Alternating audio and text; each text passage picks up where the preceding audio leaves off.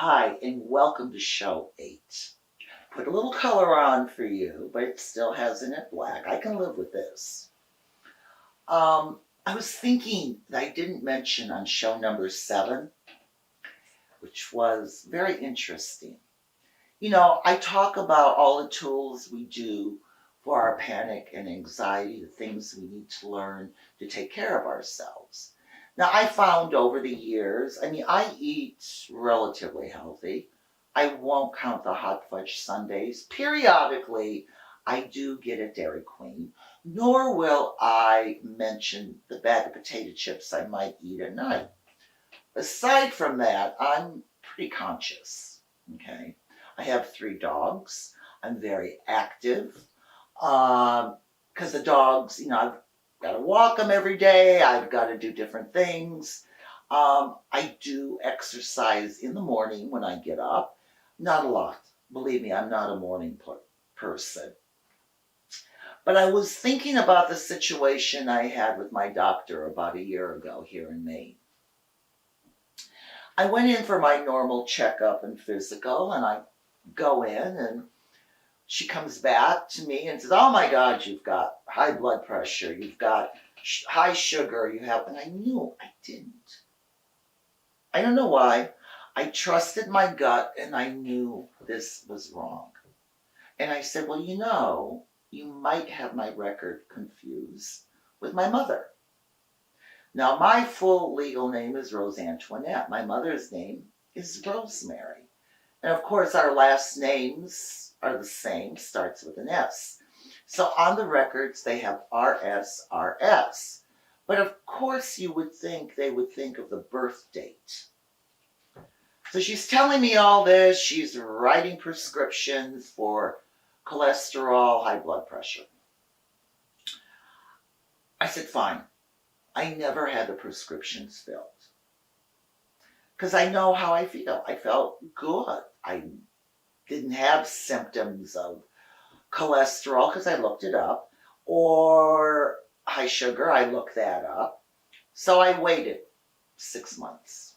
I go back in, and my blood pressure was normal. My sugar, cholesterol was normal.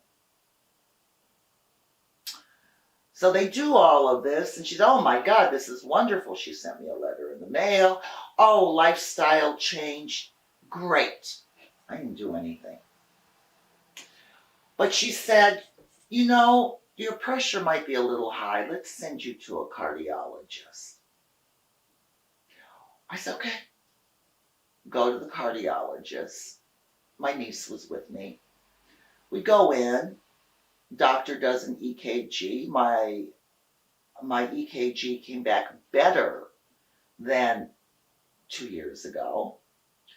And I said, doctor, I'm concerned. So I tell him this story about the confusion.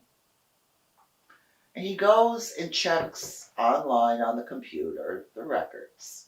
He said, you're not even in the computer. I see that your mother is. He said, there's nothing wrong with your heart. There's nothing wrong with anything. He said, but let me put your record into the computer now. Thank goodness for him. He was a doctor I could talk to. He was a doctor. I said, I'm really concerned about this. If I'm wrong, fine. But I think because of my anxiety and panic, and I was using my tools, and I was trusting my gut feeling on how I felt, I knew what she was saying to me didn't apply to me. It applied to my mother. So sure enough, he changed everything in there. And I go back to her. Nothing is ever brought up. We don't talk about it. But why I told you this story is you need to trust your gut.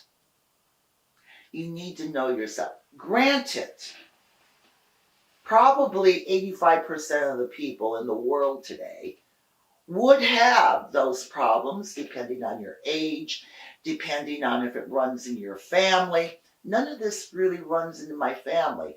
My mother is 87 and she has COPD. but it never ran in my family. Excuse me. So I'm saying to you, when you first go in to see the doctor, you want help. You believe everything. That's cool. That's fine. But do take into consideration what you know about your body in learning the tools. So on that show, on that part, ponder that for a minute, and we'll get back to you on the 9th show.